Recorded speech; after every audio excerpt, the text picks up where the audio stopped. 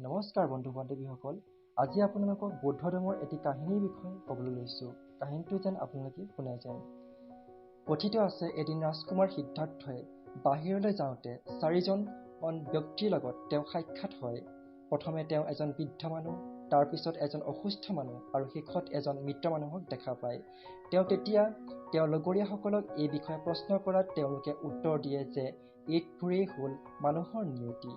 আকৌ এদিন এনেদৰে ভ্ৰমণ কৰি থকা অৱস্থাত মুণ্ডিত মস্তক আৰু পীতবৰ্ণৰ জীৰ্ণবাস পৰিহিত এজন সাধু দেখা পালে।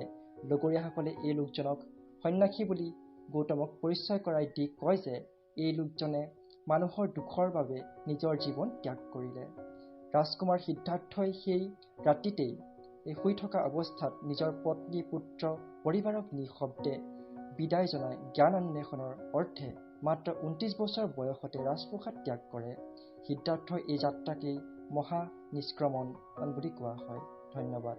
আপোনালোকে এই কাহিনীটোৰ দ্বাৰা কি বুজিলে বাৰু? কমেণ্টৰ জৰিয়তে জনাবচোন। ধন্যবাদ।